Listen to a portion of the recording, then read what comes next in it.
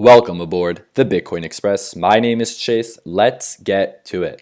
Today's news is huge in the Bitcoin community. What I'm going to talk about today is something that is going to propel Bitcoin to mass user adoption, or at least the beginning of it. So what I'm going to talk about today is Coinbase and their CEO, Brian Armstrong, wins a patent for tech allowing users to email Bitcoin. So just right off the bat, why is this so important? Because now when we send Bitcoin, you usually need to send it to one of these long addresses, usually about 34 characters.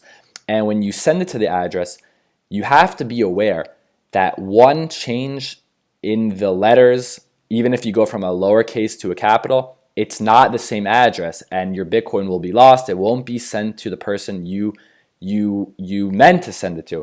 So for example, if in one of these addresses there is a lowercase a and you change it to a uppercase a, it's a wrong address. So we want to make it simple. So Coinbase is saying that they're going to allow users to send cryptocurrency using email. And this already happens. For example, let's say with PayPal, when you go on PayPal and you want to send money, you can send it to someone's email address. And not only that, with apps such as PayPal or Venmo, you can also send it to phone numbers. So pretty much in the end of the day, you're getting an address that's short. You could even choose it, and they're very easy to remember and send to so you don't make a mistake. Now back on Coinbase. So with this patent, they're going to allow people to send Bitcoin to email addresses that are linked to corresponding wallet addresses. So this is the first step in user experience. Like I've said before, the greatest product with no users is worthless. So when you have a great technology such as Bitcoin, it's useless if people aren't able to actually use it day to day. So when you have patents like this with email, it's going to make it much easier for the customer. There is one issue now though with it. According to the patent, the system takes 48 hours for the transaction to clear once the receiver has confirmed the payment. So that is kind of a long time for a transaction to clear. But you have to remember, this is just the beginning. Email started off being very difficult. You had to have some technical expertise to use email. And now today, anyone can use it. For example, with Gmail, and you use it every day in your work. And later on in the video, I'm going to show you how email has evolved over time.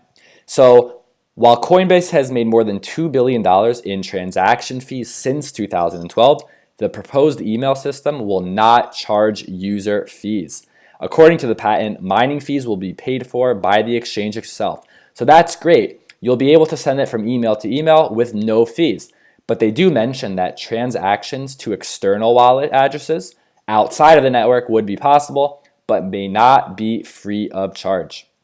And the end of the article drives the point home. The email transaction system would potentially make cryptocurrency transactions easier for less advanced users.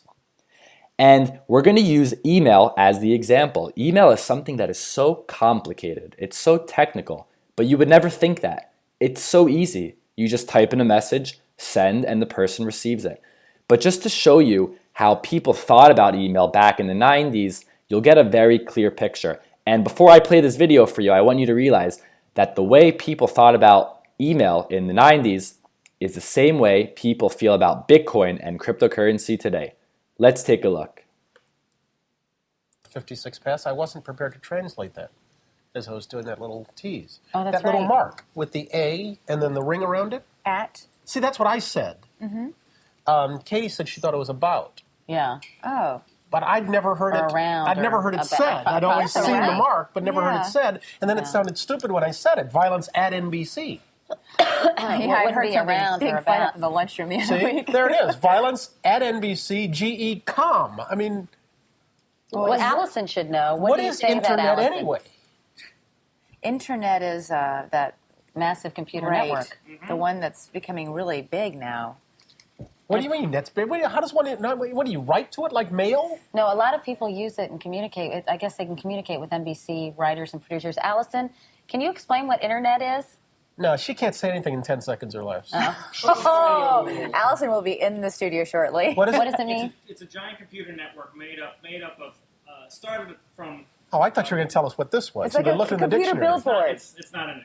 It's a computer billboard, but it's Right. nationwide. And it's several universities and everything all joined together. And Right. And others can access it. Right. And it's getting bigger and bigger all the time. It Just came great. in really handy during the quake. A lot of people, that's how they were communicating out to tell family and loved ones they were okay because all the phone lines were down. I was telling Katie, and I've been But you don't talking need a phone line to operate internet? No.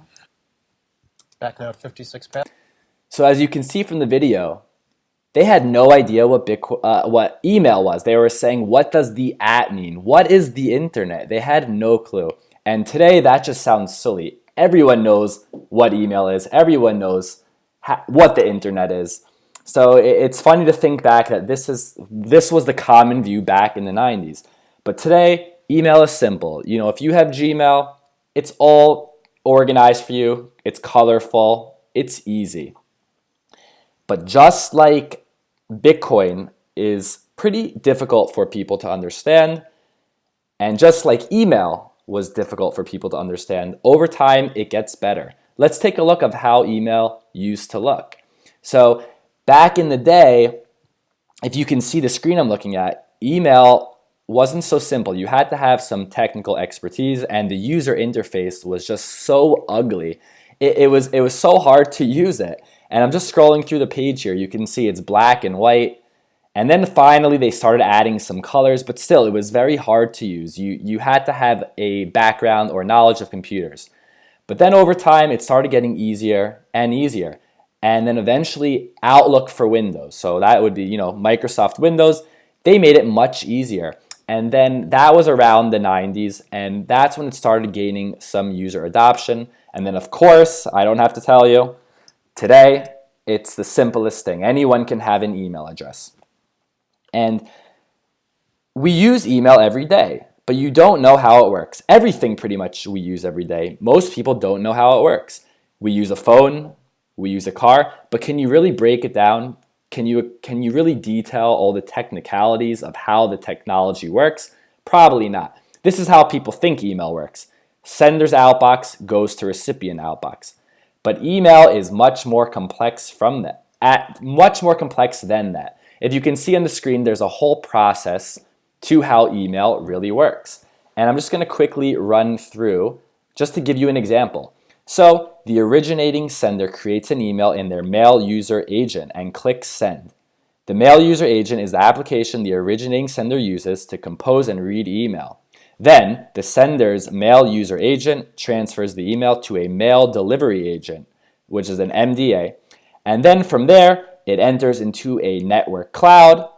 And then after going through a network cloud, it goes into an email queue.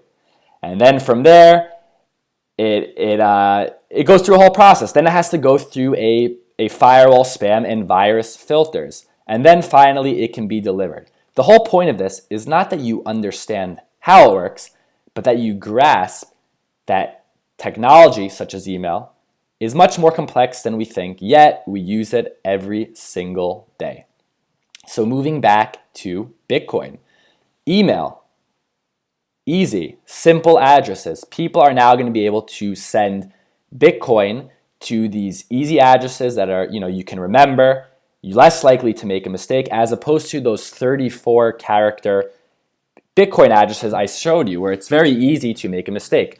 Another thing that's been made easy for Bitcoin payments, or pretty much all digital payments, are QR codes. And if you can see on the screen, this is what a QR code looks like.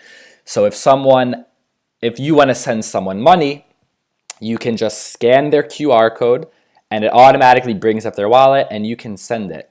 So again, this is the beginning. This is like email in the 80s and the 90s. Not many people know how to use it, but slowly people are working on ways to make it much more user-friendly.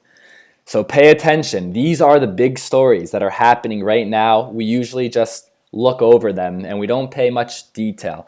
So I'm showing you right here. This is it. And it's only going to get easier and easier and easier. And I hope that you found value in today's video. And if you did enjoy this video, I want you to subscribe to the channel. I want to thank you so much for listening, and I'll see you next time.